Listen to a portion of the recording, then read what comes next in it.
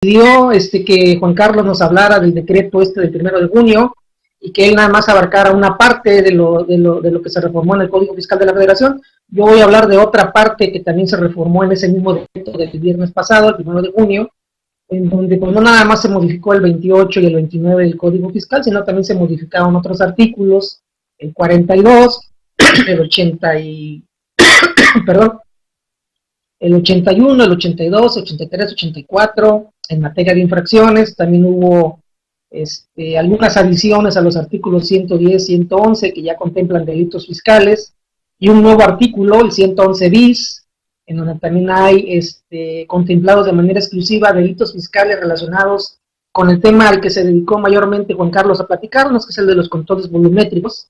Entonces ya establecieron aquí en el Código Fiscal, en esta reforma, repito, que fue realizada o publicada en el Diario Oficial apenas el viernes pasado, delitos fiscales específicos para las personas que tienen la obligación de llevar controles volumétricos, las gasolineras, que son las que manejan combustibles generalmente, ¿no? Pero igualmente se incorporó un nuevo artículo, el 69B bis al Código Fiscal, y que contempla una nueva facultad de presunción de la autoridad en el caso de transmisión de pérdidas fiscales, que es un tema que también vamos a abarcar el día de hoy. Entonces nuestra plática el día de hoy de alguna forma complementa lo que Juan Carlos ya inició, que es el hablar del decreto por el cual se modificaron 4 leyes el pasado viernes.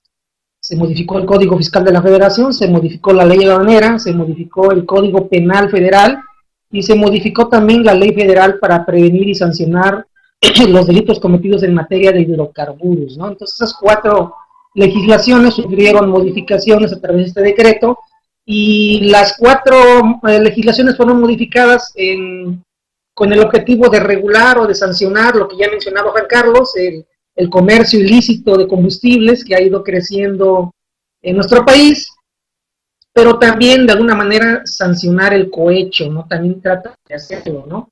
Vamos a ver el cohecho realizado a funcionarios públicos, es decir, lo que conocemos como las mordidas, ¿no? Que le damos a ciertos funcionarios para tener, para que nos den contratos, y que pues igual, como dije hace un momento, eso solo se ve en las películas, ¿no? Eso en la vida real no ocurre en nuestro país, pero bueno, por si llegase a ocurrir, si nos damos idea viendo películas, ya está regulado en el Código Fiscal de la Federación ciertas sanciones o tipificada la conducta como una infracción en materia fiscal, como vamos a ver en un momento, ese tipo de conductas, ¿no? La de ofrecer dinero a los funcionarios públicos para obtener beneficios por parte de ellos, ¿no?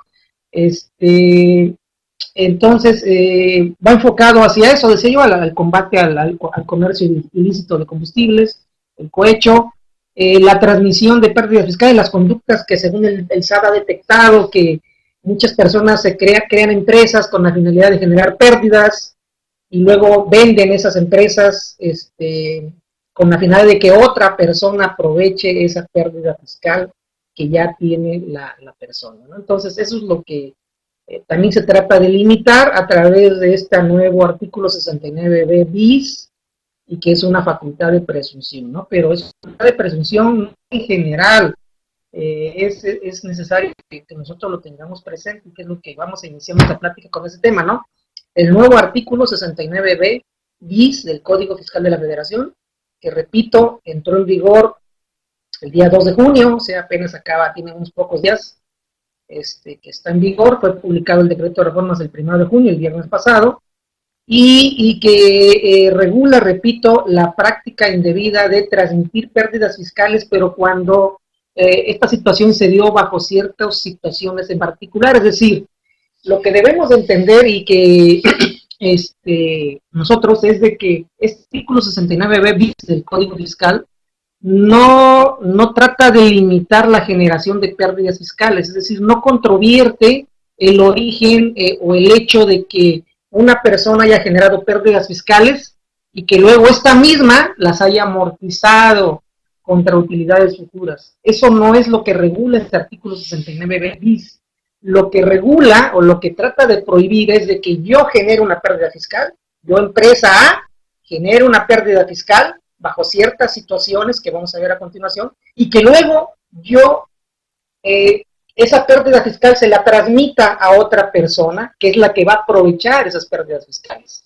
Y entonces, cuando se dan los supuestos que se regulan en este 69b bis, la autoridad determina una presunción que esa transmisión de la pérdida fue indebida, no de que la pérdida original haya sido causada o originada de manera indebida. Eso no es lo que se controvierte o se pone en duda en este nuevo artículo 69b bis. Y eso es lo que tenemos que tener presente, porque yo ya leí un artículo en la revista Defensa Fiscal, la revista de junio, en donde tratan este tema, pero evidentemente el autor ha confundido la disposición.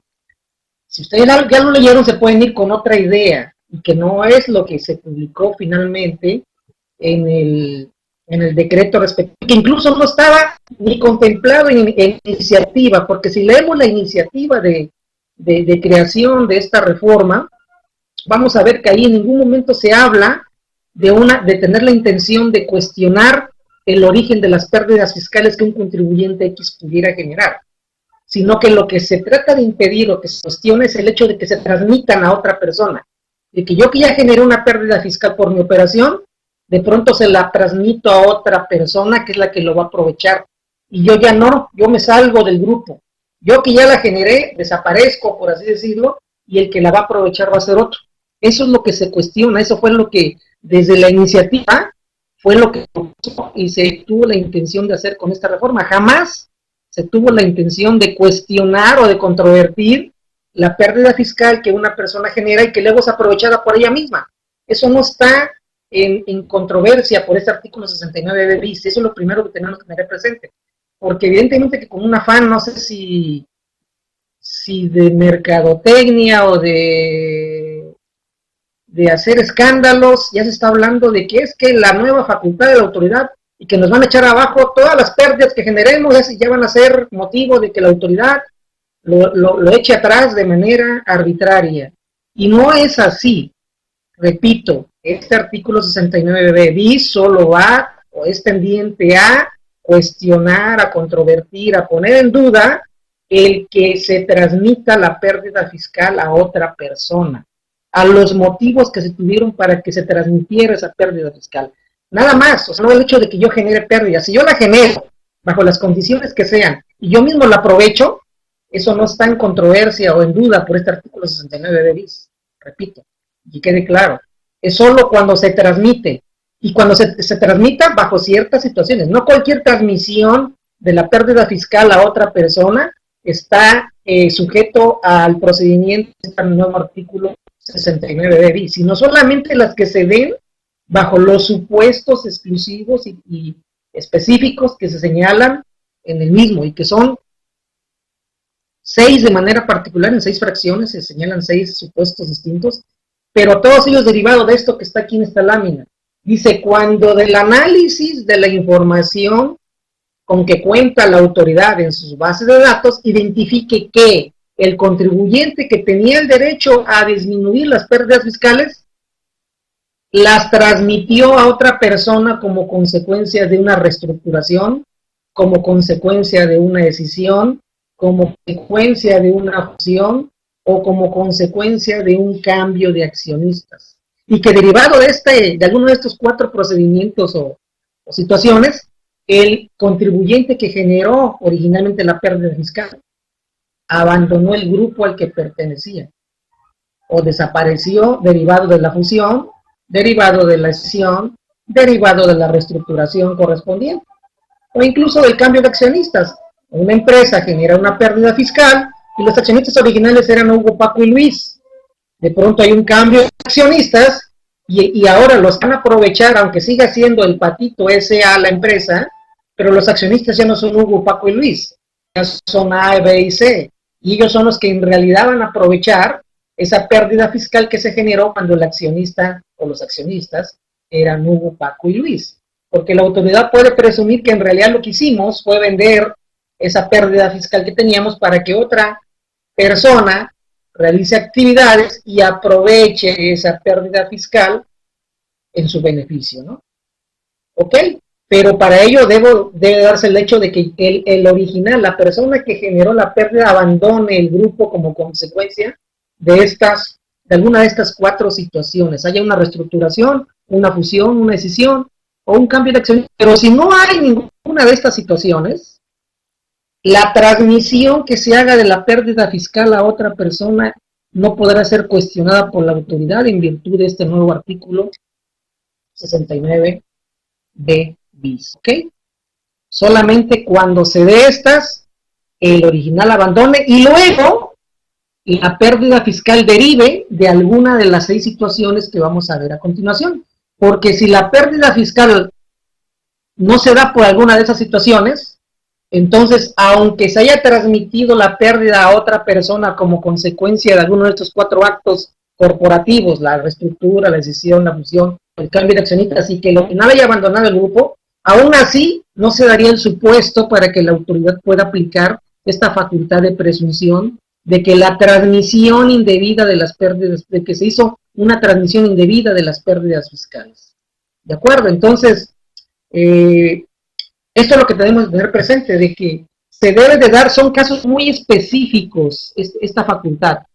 No, esta facultad que se le otorga a la autoridad a través de este nuevo artículo 69b bis, no tiene una aplicación tan general como fue el 69b, en donde, como conocemos y sabemos perfectamente, es una falta de presunción, pero para determinar la inexistencia de operaciones que amparan ciertos comprobantes fiscales cuando el emisor del comprobante pues no cuenta con activos, personal, infraestructura o capacidad material para prestar el servicio, comercializar, producir, etcétera, los bienes que amparan esos comprobantes, ¿no? Que así tiene una aplicación general.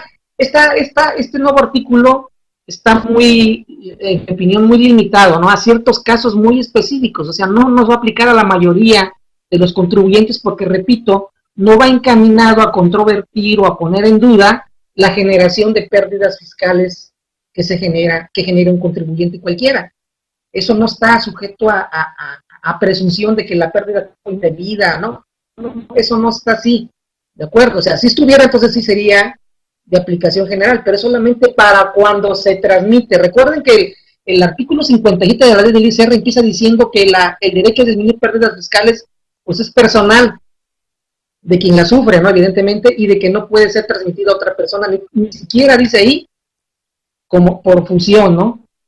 Eso dice el 57, más sin embargo el 58 ya da las excepciones y permite transmitir la pérdida fiscal a otras personas a través de fusión, a través de decisión, a través de un cambio de accionistas, cumpliendo con los requisitos que en ese artículo, se establece, ¿no? Entonces sí es posible que una empresa que genera pérdida fiscal se la pueda transmitir esa pérdida fiscal a otra y que un tercero sea el que aproveche esa pérdida siempre y cuando, repito, se cumplen los requisitos del 58 de la ley del ICR. Pero ahora la ley, la autoridad, a través de este 69, más bien el legislativo, el poder legislativo, le otorga una facultad a la autoridad fiscal de que ese tipo de operaciones, aunque permitidas por la ley, la de transmitir pérdidas fiscales, las pueda poner en dudas cuando la transmisión cumpla con ciertos requisitos y la autoridad se le da la facultad de que considere que fue indebido, de que únicamente fue con el fin de que el tercero tenga un beneficio indebido, ¿no?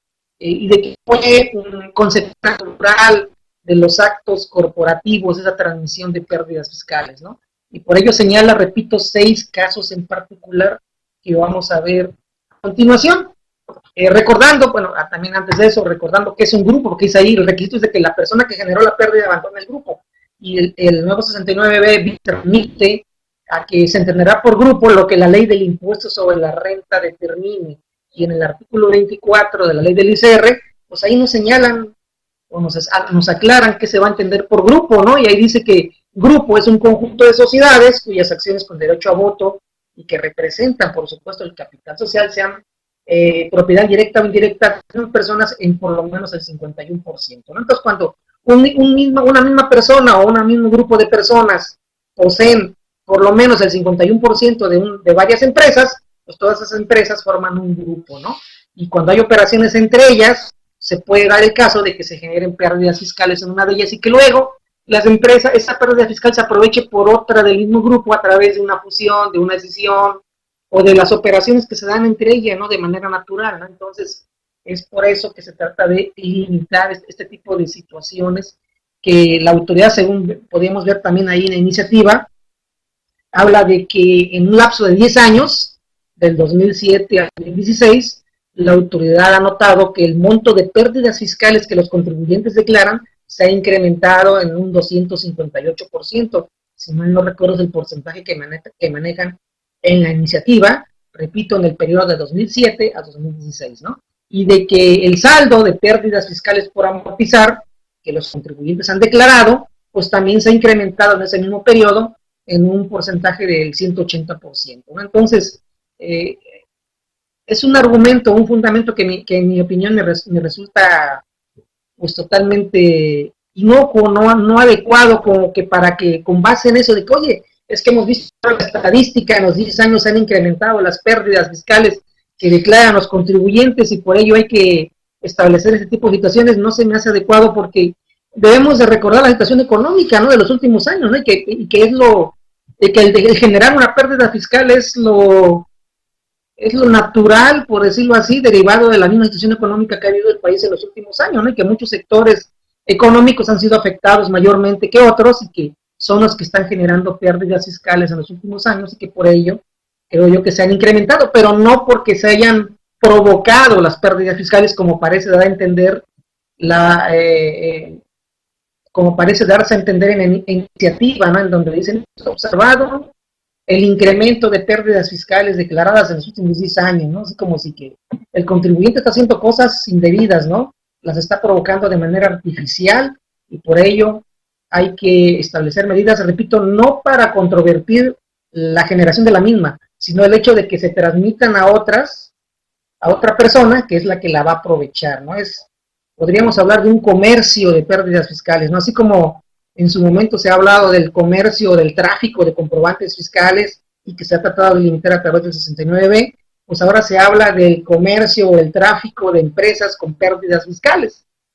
En una empresa con pérdidas fiscales tú necesitas algo para disminuir tu pérdida porque tienes mucha utilidad, disminuir tu utilidad, pues yo tengo empresa con pérdidas, te la vendo, ¿no?, para que tú la aproveches y se utilizan, repito, las puertas o ventanas que la misma ley permite, el 58, cuando habla de que se pueden transmitir cumpliendo con ciertos requisitos, pues bueno, cumpliendo con los requisitos de transmitir la pérdida a través de cesión, fusión, reestructuración o un cambio de accionistas y ya lo aprovecha otra persona, ¿no? Pero sin embargo, la autoridad considera que se está haciendo de manera indebida. No la autoridad, bueno, recuerden que la ley no la promulga o no la genera la autoridad, es el poder legislativo, ¿no? Nuestros diputados y senadores son los que hicieron la propuesta, un senador del PRI fue el que hizo esta propuesta de reforma al Código Fiscal de la Federación, y pues fue aprobada al final, ¿no? Entonces, volviendo a nuestro tema, el 69 bis habla de las 6 situaciones que decía yo, y el primero de ellos es cuando la pérdida fiscal, esa pérdida fiscal que ya le transmitimos a otra persona, se generó en alguno de los 3 primeros años de vida o constitución de la empresa. ¿Ok? Primer requisito, que la pérdida se haya generado en alguno de los 3 primeros años de constitución de la empresa y que esa pérdida, su monto, haya sido menor a la suma total de los activos de la empresa. Si la empresa tiene activos totales por 1 millón, por ejemplo, y se generó una pérdida fiscal en el ejercicio por 1.200.000, ya se cumplió el primer requisito. Pero no es aislado este requisito, no, que debe de darse en conjunto con el siguiente, y que dice, y que más de la mitad de sus deducciones derivaron de operaciones realizadas con partes relacionadas. Entonces deben de darse los 2 supuestos, o los 3, si los relacionamos con lo que se señala en la fracción primera. Debe de ser una pérdida generada en los primeros 3 años de vida de la empresa, y luego que esa pérdida haya sido mayor en cuanto a monto al valor de los activos totales de la empresa. Y tercero, que más de la mitad de las deducciones de ese ejercicio derivaron de operaciones con partes relacionadas. Si no se da alguno de esos 3 supuestos, entonces, aunque yo esa pérdida que generé en ese año la haya transmitido a otra persona a través de una reestructuración, a través de una escisión, a través de una fusión, a través del cambio de accionistas y derivado de ese acto corporativo, yo quedé fuera del grupo, aún así no podría la autoridad aplicar esta presunción de que la transmisión de la pérdida hacia esa otra persona fue indebida, porque no se da el supuesto para ello, que es de que la pérdida se haya generado en alguno de los 3 primeros años de vida de la empresa, que haya sido mayor al monto de mis activos y que las deducciones en el ejercicio, más de la mitad de mis deducciones provengan de operaciones con partes relacionadas.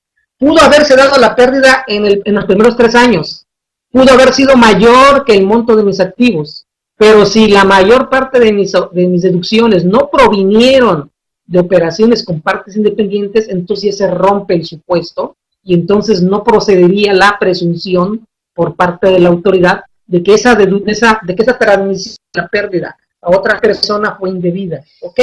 Tienen que darse todos y cada uno de estos supuestos para que proceda la presunción por parte de la autoridad. Si no es así, no tendría bases para ello.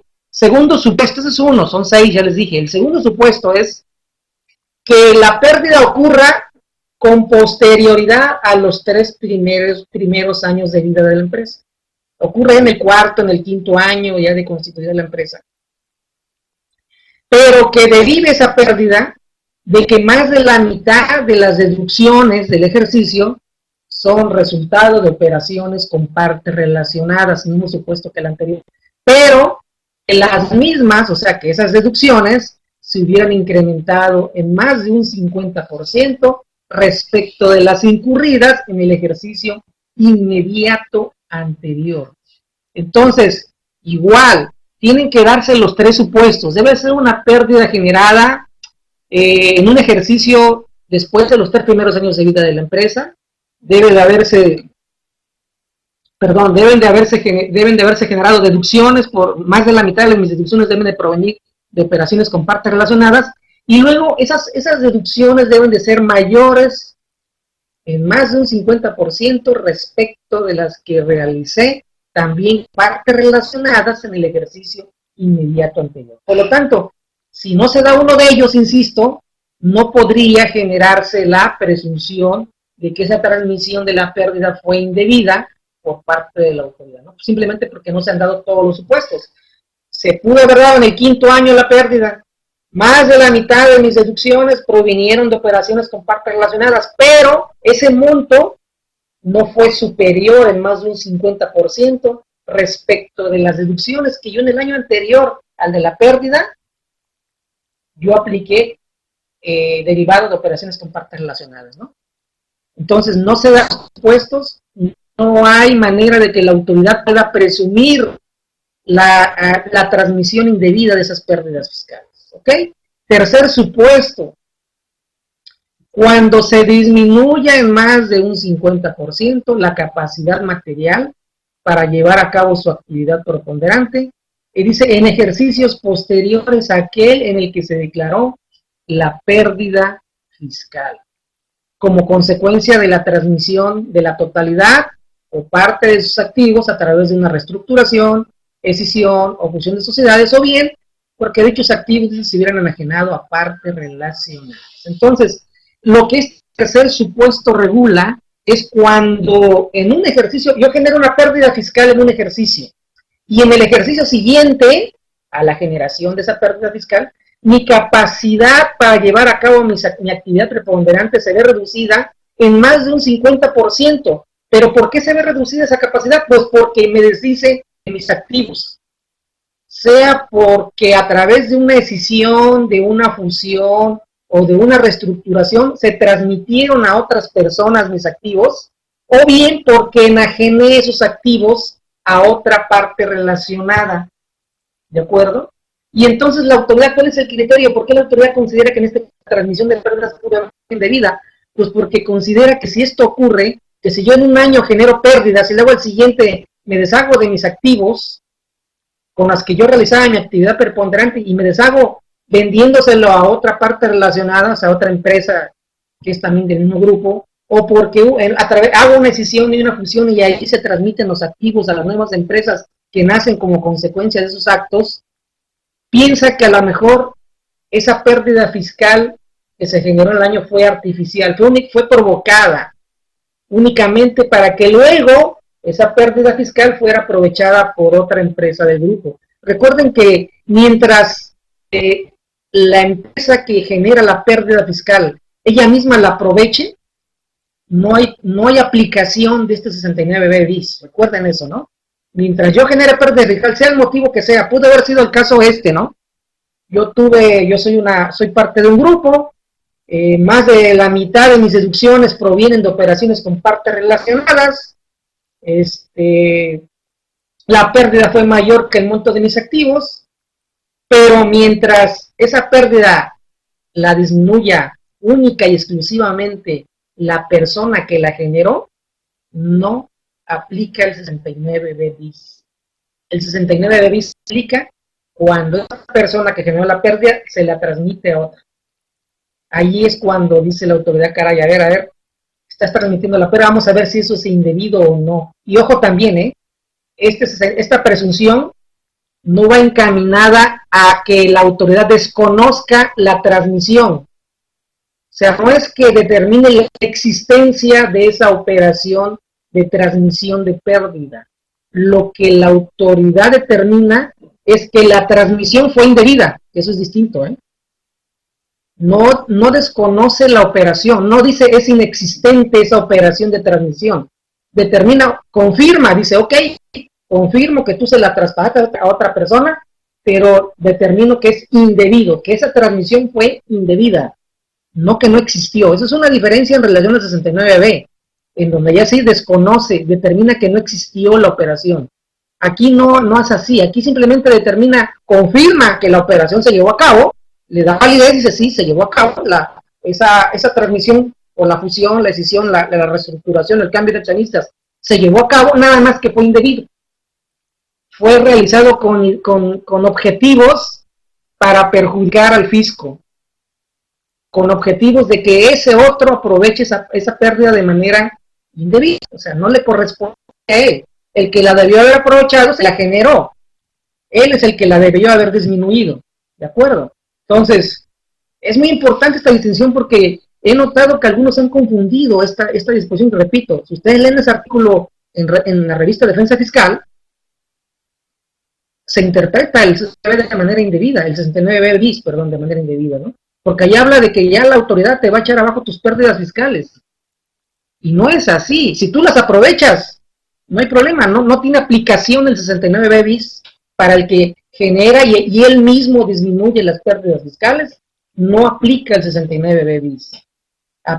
Yo la transmito a tercero y aplicará solo y cuando la pérdida fiscal se genere por alguna de estas 6 situaciones que estamos comentando y que además, pues repito, yo se la transmito a un tercero, ¿no? Y derivado de una reestructuración, una fusión, una decisión, un cambio de accionistas y que son los únicos medios por los cuales se puede transmitir una pérdida, ¿no? Porque si yo se la transmito por un medio distinto a estos 4, pues de entrada no se puede, ¿no? Porque la ley del impuesto sobre la renta no lo permite.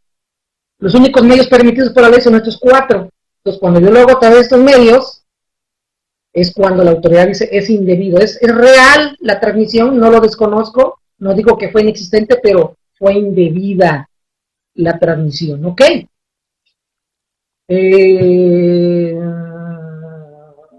Ok, ya señalamos estos 3 primeros. Vamos, lo que dice Gildardo. Gildardo, como siempre, temas por más interesantes. Rosalba, no está de más la prevención. Gildardo, no he encontrado mucha información sobre las personas morales con fines no lucrativos, llamadas administradoras de fondos, poco o nada de cómo operan y cuál es el tratamiento fiscal correcto. O sea, no hay sí, hay sobre ciertas figuras, Gildardo, no hay mucha literatura, ¿no? Al menos de manera comercial, ¿no? Ciertas figuras de estrategia fiscal, como podrían ser esta que tú mencionas, una administradora de fondos, una no lucrativa, pues no es, aunque se aplica evidentemente, no se escribe sobre ello, ¿no? Los despachos o las firmas que implementan este tipo de medidas, los socios de las mismas no elaboran libros para ser publicados al respecto, ¿no? Entonces sí es muy difícil encontrar literatura sobre ciertos temas como este que tú mencionas, ¿no? Dice Veraver, cierto, por si llegara a suceder aquí en el país, Gildardo tampoco regula las empresas que han generado pérdidas y que luego venden al mejor postor. puede tener cierta relación con los EDOs y EFOS, no por la generación de pérdida, sino por los conceptos mediante los cuales se comercializa. Las sociedades civiles, cooperativas y otras que otorgan anticipos a cuenta de utilidades no entran en estos supuestos, ¿verdad? No, así es, Gildardo, no entran en este 69B bis, repito, solamente aplica para cuando generas una pérdida corporativa, o sea, a nivel empresa, una pérdida en el ejercicio, una pérdida fiscal, tus deducciones mayores que tus utilidades, y luego esa pérdida se la transmites a otra a consecuencia de una decisión, de una fusión, de un cambio de accionistas en la empresa, donde tú abandonas la empresa y entran otros nuevos, y son los que la aprovechan, ¿no? O de una reestructura, ¿no? Y que vuelvo a insistir, son los únicos 4 supuestos que regula la ley como viables para poder transmitir pérdidas fiscales, ¿no? Si no, no se podría. Eso, de otra manera, no se puede transmitir una pérdida a otra persona, ¿no? Bien, como cuarto supuesto es de que la persona obtenga una pérdida fiscal, pero se advierta, dice la disposición, la existencia de enajenación de bienes en las que se involucre la segregación de los derechos sobre su propiedad, sin considerar dicha segregación al determinar el costo comprobado de adquisición, ¿no? Entonces, este caso regula aquella supuesto en el que una empresa genera una pérdida fiscal, pero dentro de las deducciones, y fíjense que la disposición no señala de que esa enajenación de bienes en las que se involucre la segregación de derechos de propiedad sea factor determinante de la generación de las pérdidas fiscales. No lo señala, entonces nomás dice con que exista, a lo mejor la pérdida fiscal fue de 1 millón y la enajenación de ese bien que pudo haber generado ahí, o colaborado, perdón, en la pérdida nada más fue 10,000 pesos, por decir algo, ¿no? Entonces no pintaba en la pérdida fiscal, no, realmente los 10,000 más, 10,000 menos, no generaba, no cambiaba el resultado, ¿no? Sin embargo, la disposición dice con que exista una enajenación de bienes en las que se involucre la segregación de los derechos de propiedad. Recuerden que segregación es la separación, el apartado, es decir, yo enajeno un bien, pero no enajeno la propiedad, yo conservo la propiedad del mismo, únicamente transmito la cesión del uso, del goce, o sea, transmito la posesión del bien, más no la propiedad. Entonces, cuando eso ocurre, pues también aquí que como que empiezan a pensar mal, ¿no? Ven moros con tarjetas por todos lados en el SAT y piensan, pues mira, ahí transmitieron bienes, hicieron la enajenación de bienes, pero se reservaron la propiedad de los mismos, pero derivado de esa operación generaron deducciones. Entonces, se me hace que esa pérdida está media rara, ¿no? Y luego lo transmitió un tercero, ¿no? Porque recuerden que mientras esta situación se genere y yo mismo aproveche la pérdida, este 69 bis no aplica, ¿no? Pero aquí el caso es de que se generó la pérdida de esta manera y luego se transmitió a un tercero, ¿no? Entonces cuando la autoridad dice, se me hace que esa pérdida fue provocada, ¿no?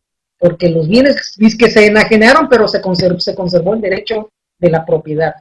Entonces como que me quisieron decir que lo vendieron, pero no fue cierto, ¿no? Porque se conservaron, nada más transmitieron la posesión de los mismos, ¿no? Pero no la propiedad, ¿no? Entonces, ahí como que se andan pensando mal, ¿no? No sé por qué, la verdad, si nosotros aquí en México nunca andamos buscando cómo bajar la carga fiscal de manera indebida, ¿no? Pero bueno, en la fracción quinta habla de cuando el contribuyente obtiene una pérdida fiscal, pero se advierte también ahí, dice, la modificación en el tratamiento de la deducción de inversiones prevista en la ley del impuesto sobre la renta. Antes, dice, de que se haya realizado al menos el 50% de la deducción. Cosa que me parece un poco arbitrario, queda un poco abierto, mucho abierto al criterio de la autoridad de cuándo. Recuerden que nosotros las inversiones las podemos deducir con porcentajes, aunque máximos, pero podemos aplicar porcentajes mínimos si queremos, y en algún momento dado podemos volver al porcentaje máximo de la ley, ¿no? Aquí cuando dice, obtuviste una pérdida fiscal y en ese ejercicio modificaste el tratamiento en la deducción de inversiones, ¿no? Ese bien que venías depreciando y que todavía no llegabas al 50% de depreciación, de pronto le modificaste su tratamiento fiscal, no aplicaste una tasa, a lo mejor venías aplicando tasas menores a las máximas y de pronto dijiste me voy a la máxima, ¿no? Y con eso modificaste su tratamiento y en ese año generaste pérdida fiscal casualmente, ¿no? Mira nada más que coincidencia, ¿no? Y yo digo, ¿no? Y si la ley me permite modificar la tasa de depreciación y con ello a lo mejor hasta genera una pérdida fiscal, a lo mejor hasta lo hago intencionalmente, ¿no? Tengo utilidad, pero oye, mira, la ley me permite aumentar, pues, ¿por qué no, no? Y a lo mejor genera una pérdida intencional, pues, ¿por qué no, no? Entonces, se vale, repito, siempre y cuando yo mismo aproveche la pérdida fiscal. Ahí no hay aplicación de 69 bis, ¿no? Si yo hago esto y luego le transmito la pérdida a otra persona, es cuando la autoridad dice, ya no me gustó eso, ¿no? Porque tú ya no la aprovechaste, ya la aprovechó otra persona, ¿no?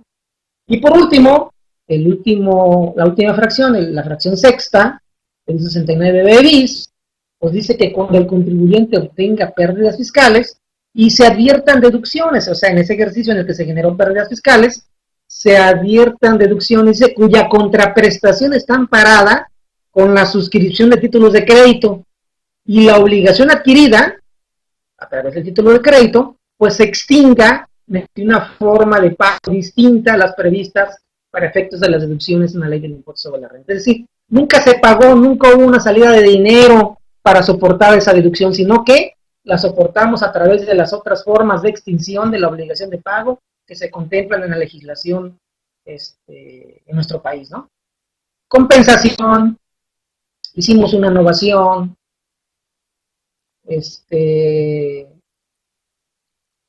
condonación, o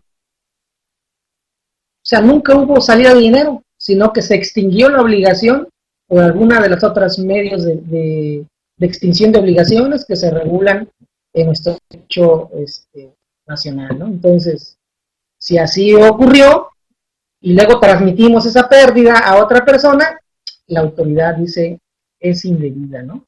Pero recuerden, si la pérdida se generó y la mayor parte de las... No, aquí recuerden que no hay un monto máximo de deducciones, nada más se adviertan deducciones, se repito, está abierto. Puede ser, a lo mejor nada más ser 10 pesos o 100 pesos y la pérdida era de millones, pero pues no habla de que la mayor parte de las deducciones deriven de esta situación.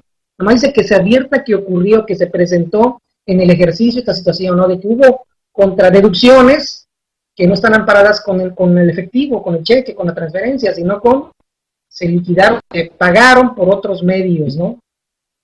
Repito, la condonación, la compensación, la confusión, la innovación, cualquier otro medio de extinción de las obligaciones, ¿no? Entonces, estos son los 6 supuestos de los cuales deben de cumplirse para que cuando al momento de transmitir la pérdida a un tercero, la autoridad pueda presumir que esa transmisión fue indebida, ¿ok?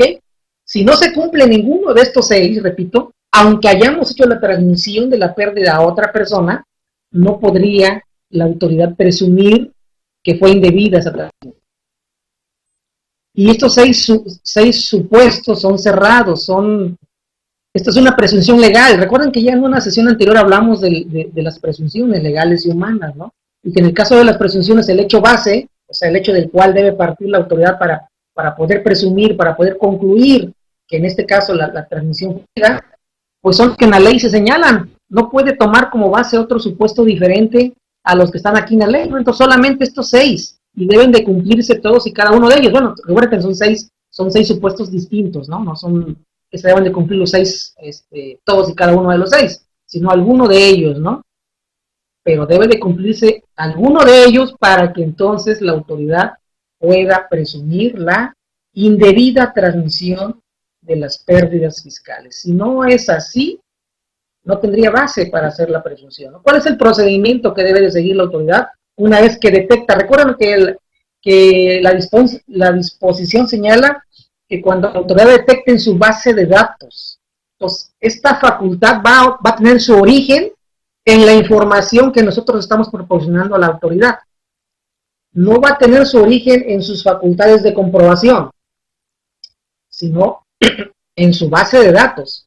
Cuando de pronto determine que la empresa A generó una pérdida y luego hubo una fusión o una decisión y que esa pérdida se transmitió como consecuencia de esos actos, es como va a poder aplicar esta presunción, ¿no? Entonces, cuando así ocurra, cuando detecte a través de su base de datos que esto ha ocurrido, la autoridad va a notificar al contribuyente vía buzón tributario, ¿no? Pero ¿a cuál de los dos contribuyentes va a notificar?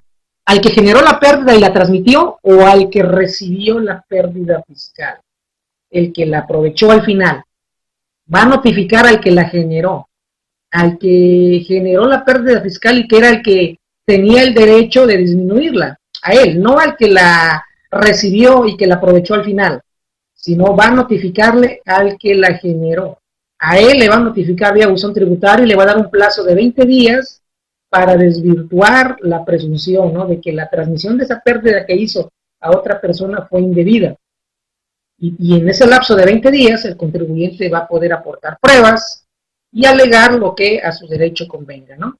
Y una vez que le respondas a la autoridad, esta tendrá un plazo de 6 meses para valorar las pruebas y defensas esgrimidas por el contribuyente, ¿no? Este plazo de 6 meses empieza a contar no a partir de que nosotros le respondamos o le contestemos, sino que empieza a contar a partir de que venza el de los 20 días que nos dieron para que desvirtuemos los hechos, ¿no? Entonces, si nosotros contestamos en el día 10, no a partir de ahí empiezan a contar los 6 meses para que la autoridad emita su resolución, sino que hasta que se venzan el plazo original de 20 que tenía ella o que teníamos nosotros, perdón, para contestarle, a partir de ahí empiezan a contar los 6 meses con que cuenta la autoridad para emitir su resolución, ¿no? Dentro de este mismo plazo de 6 meses, la autoridad podría requerir al contribuyente, requerir la información adicional, pero esto solamente lo puede hacer dentro de los primeros 10 días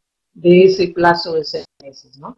Y el contribuyente a su vez también tendrá un plazo de 10 días para proporcionar la información que se le pueda estar solicitando, ¿no? Esta es opcional, si quiere la autoridad bien y si no, pues no, ¿no? Si con lo que nosotros le manifestemos la autoridad queda satisfecha y con lo que ella tiene, ya con eso puede ella tener el cuadro, pues no necesita ya requerir mayor información, pero si de lo que nosotros le contestemos ella pueda tener dudas, nos puede a su vez solicitar información adicional, repito, pero solamente dentro del plazo dentro de los primeros 10 días de ese plazo de 6 meses, ¿no?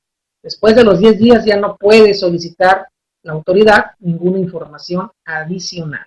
Y una vez que ya nosotros hayamos, en teoría, en el supuesto, perdón, de que nos hubiera hecho esta segunda o este primer requerimiento de información adicional, nosotros lo hayamos contestado, pues la autoridad dentro de ese lapso de 6 meses podrá emitir su resolución, lo cual hará a través del buzón tributario, así como fue la notificación inicial, y ahí nos dará a conocer si es que se desvirtuó la presunción de que la transmisión de la pérdida fue indebida o no. Si se logró desvirtuar, pues entonces ahí muere el asunto, pero si no es así, si a criterio de la autoridad no se logró desvirtuar esa presunción, entonces el contribuyente tendrá derecho a interponer el recurso de revocación en contra de esa resolución negativa de la autoridad. Y la autoridad, una vez hecho esto, va a publicar en el diario oficial y en la página de internet del SAT una lista con todos los contribuyentes que no pudieron desvirtuar esta presunción. Entonces, habrá una nueva lista en la página del SAT. Esta sí ya definitiva, aquí no como en el 69B que hay una lista provisional y que luego ya la lista definitiva de los que no lograron desvirtuar, no, aquí únicamente es la lista de los que no lograron desvirtuar, ¿no? O sea, no haber una lista provisional de aquellos a los que ellos se haya detectado que en teoría están transmitiendo pérdidas fiscales de manera indebida, sino solamente van a publicar la lista de aquellas personas o contribuyentes que no lograron desvirtuar la presunción de que la transmisión de la pérdida fue indebida, ¿no? Y esta publicación se va a hacer después de transcurridos 30 días posteriores a la fecha de la notificación de la resolución respectiva, ¿no? Es cuando se va a publicar, o sea, no te van a notificar hoy diciéndote que no lograste desvirtuar y ya mañana apareces publicado en el portal del SAT y en el diario oficial, sino que después de 30 días, ¿no? Después de un lapso de 30 días es cuando lo harán, ¿no? Y entonces este es el procedimiento un tanto abierto para que queda el arbitrio de la autoridad, sin duda alguna, que está regulado actualmente en el nuevo artículo 69b bis del Código Fiscal de la Federación. Entonces, tengan presente esto, ¿no? De que el procedimiento que aplica se repite solamente cuando hayamos admitido pérdidas fiscales. ¿Y cuál es el efecto de la publicación? Bueno, dice confirmar la transmisión indebida de las pérdidas fiscales y la improcedencia de su disminución por el contribuyente que corresponda. Entonces, el efecto, la consecuencia de esto va para quien compró, por así decirlo, para quien al final aprovechó la pérdida fiscal, no para el que generó la pérdida fiscal. El que generó la pérdida fiscal, el efecto es de que va a aparecer en una lista en el diario oficial, en la página de internet del SAT, pero para él no tendrá, así como está la disposición actual, no tendrá mayor consecuencia. La consecuencia es para quien aprovechó la pérdida fiscal, ¿no? Porque se determinará, como dice aquí, la improcedencia de su disminución. O sea, el que finalmente aprovechó la pérdida y disminuyó de sus utilidades, se va a determinar que fue improcedente y por lo tanto habrá una base seguramente de impuesto a su cargo, ¿no? Derivado de esto, en el mismo artículo se establecen dos situaciones, de que el contribuyente pueda corregir su situación fiscal o no. ¿A quién me refiero cuando diga que corregir su situación? El que aprovechó la pérdida fiscal, no el que la generó, el que la aprovechó. Él es el que tiene el deber, por así decirlo, de corregir su situación fiscal dentro de los 30 días siguientes a la publicación del listado. Cuando ya vemos que la empresa A salió publicada ahí, bueno, aquel que aprovechó esa pérdida fiscal tiene 30 días para corregir la situación fiscal, para presentar complementaria y determinar una nueva base de impuestos ya sin considerar esa pérdida fiscal, y si le sale impuesto a cargo, dice que tiene la ventaja, la ventaja de que aplique tasa de recargos por prórroga, en lugar de aplicar la tasa de recargos por mora, que se establece en la Ley de Ingresos de la Federación, ¿no? Entonces, recordando que la tasa de recargos por prórroga es una tasa menor a la que se establece por mora, ¿no? La tasa de por mora, recuerden que es el 1.47% mensual, mientras que la de prórroga es el 0.98% mensual, ¿no? Entonces, es una tasa menor. Entonces, si se autocorrigen, calcularán recargos aplicando la tasa de recargos por prórroga, el 0.98% en este año 2018, y no la de mora, ¿ok? Si transcurren los 30 días y el contribuyente que aprovechó la pérdida fiscal no corrige la situación, entonces dice aquí la autoridad estará en posibilidades de ejercer sus facultades de comprobación en términos del 42, fracción 9 del código, que es la revisión electrónica, dice lo anterior sin perjuicio de las sanciones que en su caso procedan en términos del código fiscal. Recuerden que hay una infracción por aplicar pérdidas fiscales de manera indebida, ¿no? Entonces habrá una multa, dice, así como de las penas que impongan las autoridades judiciales cuando se incurra en responsabilidad penal, ¿no? Porque igual podría ocurrir esto último, ¿no? De que un delito, ¿no? Ya que puede considerarse que a lo mejor estábamos tratando de engañar a la autoridad fiscal al aplicar de manera indebida una pérdida fiscal que no me correspondía, ¿no? Entonces, podría tomarse desde ese punto de vista, ¿no? Como defraudación fiscal, ¿no? Porque a través de engaños yo disminuí de manera indebida mi carga fiscal. Bien, eso es lo relativo a este artículo 69b bis del Código Fiscal, el nuevo artículo que ya está en vigor. Recuerden, entró como reforma al código el pasado viernes 1 de junio del 2018. No sé si tengan alguna duda o comentario. Lo importante que yo quiero que les quede de esta sesión es de que esta nueva facultad no le aplica a la mayoría de contribuyentes, no le aplica a cualquier contribuyente que genere una pérdida fiscal, aunque se hayan presentado esos supuestos que estamos comentando. Aunque la pérdida sea derivado porque yo incrementé la tasa de depreciación de los activos, aunque la pérdida se haya generado porque la mayor parte de mis deducciones provienen de operaciones con partes relacionadas, no importa.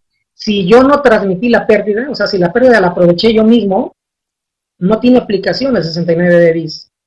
El 69b bis solo aplica cuando la pérdida se transmita a un tercero a través de reestructuración, a través de decisión, a través de fusión, a través de cambio de accionistas, y la pérdida se originó por alguno de los supuestos que ya comentamos. Esos son los supuestos.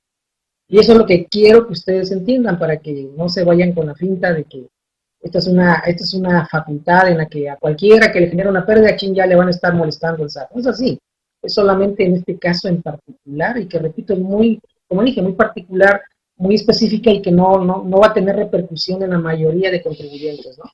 Siempre y cuando, evidentemente, no nos pongamos a transmitir las pérdidas a otra persona, ¿no? Pero mientras las aprovechemos nosotros mismos, este 69B bis no tiene aplicación.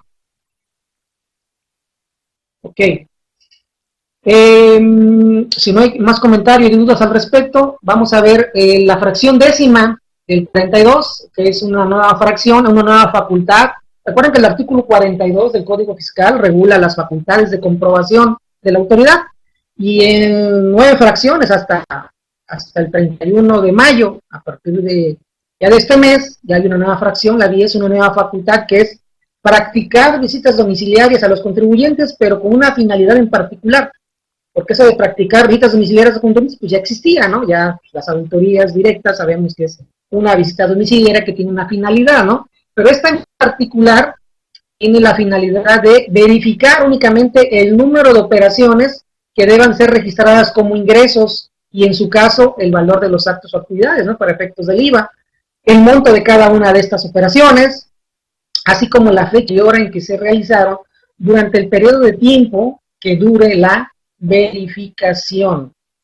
Y que esta visita domiciliaria se debe realizar conforme a lo previsto en las fracciones 1 a 5 del artículo 49 del Código Fiscal, un artículo que no sufrió modificación y que regula lo relativo a las prácticas de las visitas, relacionadas con la verificación de la emisión de comprobantes fiscales. Entonces, la misma procedimiento que debe seguir la autoridad al verificar la emisión de comprobantes fiscales es el mismo procedimiento que debe seguir la autoridad al practicar esta visita domiciliaria que, repito, tiene como único fin verificar el número de operaciones que deben ser registradas como ingresos o como valor de actos o actividades, su monto y la fecha y hora en que se realizaron. Y que va enfocado básicamente a lo que nos comentaba Juan Carlos en la sesión anterior, en el programa anterior, relacionado con el combate al comercio ilícito de combustibles, ¿no? Al hecho de que las gasolineras, en las películas al menos así se ve,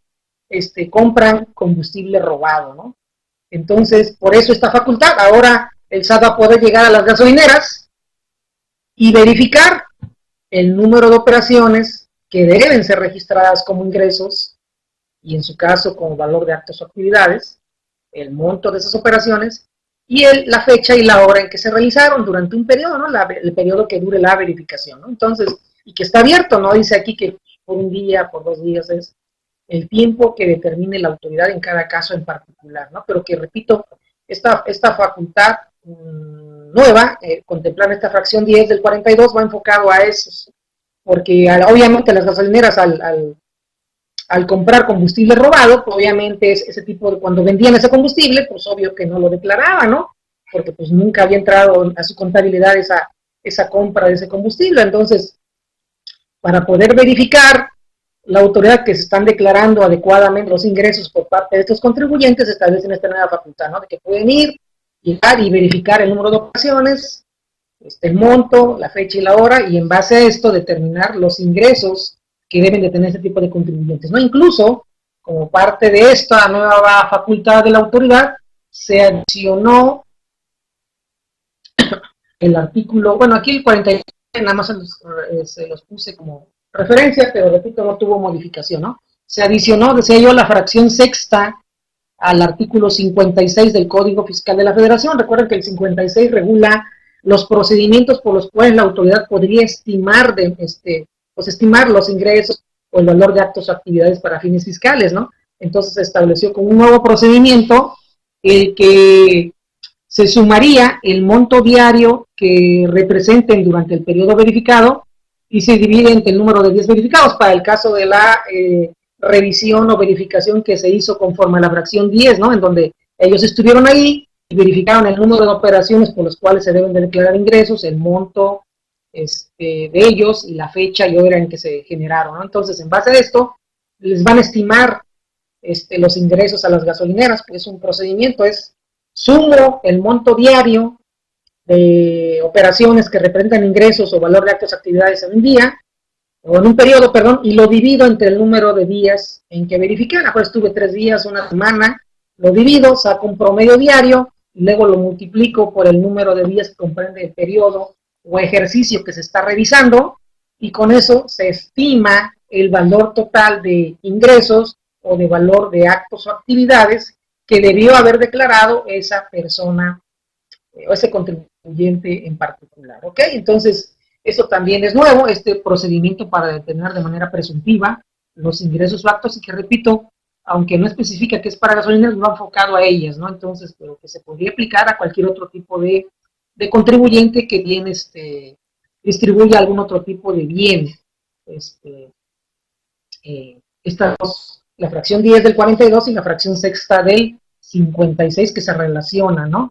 Del Código Fiscal. Sale. Otra reforma interesante es esta, en el mismo 42, que seguimos hablando de las,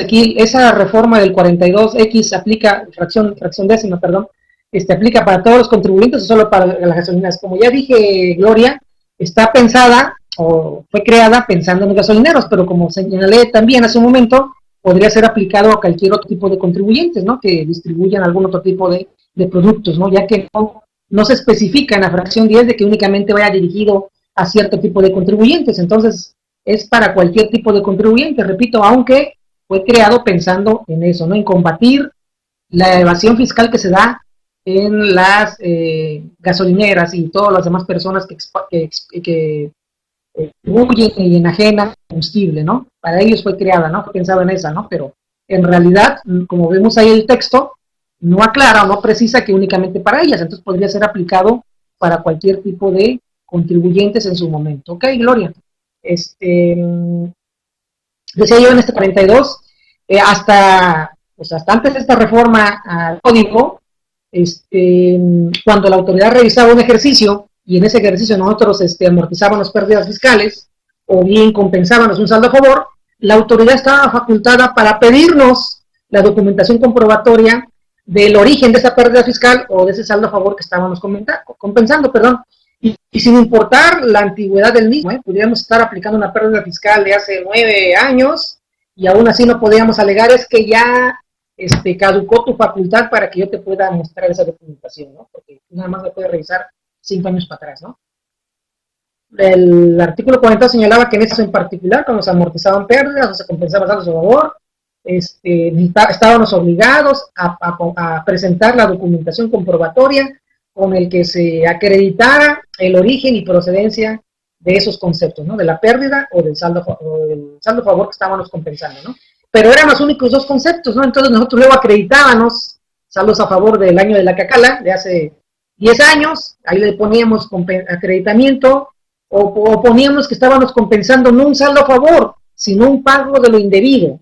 Un pago indebido que hice hace 8 años, hace 9 años, y cuando el autor te decía, a ver, muéstrame el documento original de eso, no puedes, ya caducó tu facultad. Yo solamente te puedo mostrar documentación, así sea del año de Don Porfirio, de pérdidas y de cantidades que estoy compensando, saldos a favor que estoy compensando, perdón. Pero de pago de lo indebido, que ahorita compenso o que acredito, de eso no. De cantidades que estoy acreditando, de IVA que pagué hace 10 años y que tengo saldo a favor que estoy acreditando contra el IVA de ahorita, o de que apliqué un estímulo fiscal al que tenía yo derecho y que se generó hace 10 años y que ahorita lo estoy todavía aprovechando, pues de eso no me puedes pedir documentación comprobatoria. Ya se reformó y ahora a partir de esta reforma ya también estamos obligados a que si nosotros aplicamos en ese ejercicio el acreditamiento de un saldo a favor, o estamos compensando el pago de indebido, o acreditando el pago de indebido, o estamos aplicando estímulos fiscales, en ese ejercicio la autoridad nos puede pedir la documentación comprobatoria de todo ello, y nosotros estamos obligados a proporcionarla sin importar el número de años que hayan transcurrido desde el origen de estos saldos a favor, o de este pago del indebido, o de este estímulo fiscal. ¿Ok? Entonces amplían el número de casos o situaciones en las cuales nosotros estamos obligados a conservar por los siglos de los siglos esa documentación, ¿no? Y de que no podemos ya alegar o negarnos a proporcionarla basándonos en el hecho de que pues ya caducó tu facultad, ¿no? Ya no la puedes solicitar. ¿Ok? Esta es una reforma, creo yo, interesante y que sí creo que aplica a gran parte de los contribuyentes, ¿no? Otra reforma en relación a las infracciones y que tiene relación con la contabilidad, es algo ya que lo que comentaba algo Juan Carlos en las sesiones anteriores, de que se considera ahora en la fracción cuarta del artículo 83, se considera una infracción, dice no hacer los asientos correspondientes a operaciones efectuadas, hacerlos incompletos, inexactos, eso ya estaba, ¿no? Eso ya existía, ¿no? Eso ya estaba considerado como una infracción. Lo nuevo, lo que está ahí con rojo, dice, o bien hacer los asientos contables con identificación incorrecta de su objeto, así como registrar gastos inexistentes.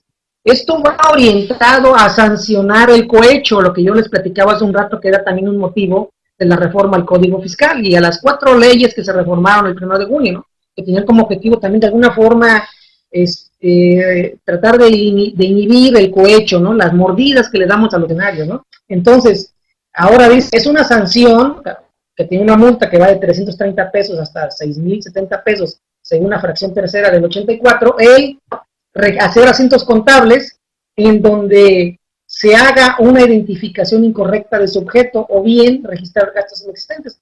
Luego las multas, las mordidas, ¿no? Que es dinero que con cómo las registramos, pues les dábamos otro concepto, ¿no? Lo identificábamos de manera incorrecta, esto se refiere, ¿no? Con identificación incorrecta de su objeto, le dábamos otra calificación, otro concepto, un concepto distinto, evidentemente no vamos a manejarlo con mordida al funcionario tal, le dábamos otro, entonces esto es una sanción ahora, ¿no? Si el SAT al revisar tu contabilidad identifica que has pagado mordidas y esas cantidades las registras en contabilidad bajo un concepto distinto, tratando de ocultarlas, eso es una multa. Igual será una infracción sujeta a una multa, la que está en la fracción séptima, que es lo que está en rojo, es lo nuevo. Dice no entregar o no poner a disposición la representación impresa de los CFDIs cuando les sea solicitada por el cliente. Entonces ahora, ya no basta con que es que ya te envié por correo electrónico tu comprobante, ya con eso cumplo, ¿no? O sea, no había obligación de que si me pedían la representación impresa, pues ya te la envié por correo, ¿no? Ya te envié el comprobante por correo electrónico y entonces ya con eso ya. Ahora, si el cliente me pide la representación impresa, yo estoy obligado a dársela en ese momento, porque si no se la doy, eso es una infracción, no entregar o no ponerla a su disposición la representación impresa, así como tampoco no expedir los comprobantes digitales por internet que amparen operaciones realizadas con el público en general y que va relacionado con esta reforma que mencionaba Juan Carlos en relación a los tickets electrónicos, ¿no? En donde se van a amparar ciertas operaciones con público en general, ¿no? Entonces, estas son infracciones nuevas relacionadas con contabilidad y emisión de comprobantes fiscales, ¿no? Los delitos fiscales que se le incorporan al Código Fiscal son estos. En el 110 se modifican las fracciones 6, 7 y 8 para incluir, son fracciones nuevas, perdón, se incorporan, se adicionan al artículo 110 del Código Fiscal para incluir conductas que se van a sancionar con sanción de 3 meses hasta 3 años de cárcel a quien mediante cualquier medio físico, documental, electrónico, óptico, magnético o de cualquier tecnología suplante la identidad, la representación o personalidad en contribuyente. Entonces, si así ocurre, si alguien por cualquier medio, sea electrónico, documental, suplanta la identidad o la personalidad de un contribuyente, cárcel de 3 meses a 3 años de cárcel. Cárcel de 3 meses a 3 años, perdón. Y a quien otorga su consentimiento para llevar a cabo la suplantación de su identidad, igual. Cárcel también para él de 3 meses a 3 años, ¿no? Entonces, para quien suplanta y para quien permite que haya esta suplantación, y que creo que va enfocado hacia la venta de facturas, ¿no? Al dar de alta a contribuyentes únicamente con fines de realizar operaciones de tipo, ¿no? Entonces, igual la fracción 8, que es incitar a una persona física a inscribirse en el RFC para utilizar sus datos de forma indebida, ¿no? Te doy 500 pesos, dame tus datos, te inscribo en el RFC y ya yo utilizo los datos, ¿no? Esa alta en el RFC, yo soy el que la utilizo a mi conveniencia y la otra persona ya ni sabe qué carajos dice con eso, ¿no? Ya recibió su lana y se inscribió, ¿no? Entonces va enfocada a sancionar a estas personas también, ¿no? Con cárcel, ¿no? De 3 meses a 3 años de prisión. El 111 del Código Fiscal de la Federación también sufre una modificación en la fracción tercera para incluir como un delito el ocultar, alterar o destruir de manera parcial los libros contables, cosa que no estaba contemplado. Únicamente contemplaba a los sistemas y registros contables, pero no mencionaba a los libros contables. Entonces nosotros podíamos haber destruido los libros contables y eso no era un delito. Ahora ya también se regula, ¿no? Se incluye también de manera específica destruir, ocultar, alterar de manera total o parcial los libros contables, así como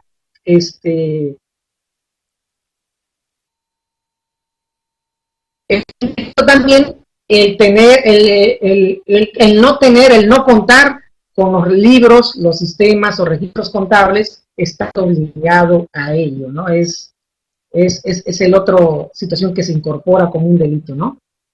El no contar con los libros, los sistemas o registros contables y la documentación, soporte de los asientos contables, estando obligado a ello y no contar con ellos, ¿no? Entonces estás obligado a tener la documentación soporte de tus asientos contables. Y no lo tienes, es un delito, ¿eh? Ojo también, porque esto lo relaciono con el 69B, ¿no? Lo del tráfico de comprobantes fiscales, ¿no?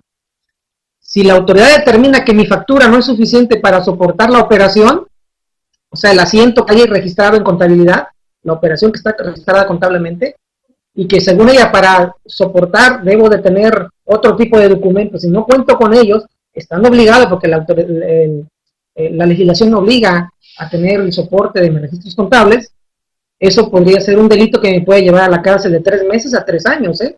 Esta modificación de la fracción tercera se me hace grave desde mi punto de vista, así como la fracción octava, que es nueva, y que dice que también será un delito asentar con información falsa o de manera inadecuada las operaciones o transacciones contables, fiscales o sociales, o que cuente con documentación falsa relacionada con dichos asientos.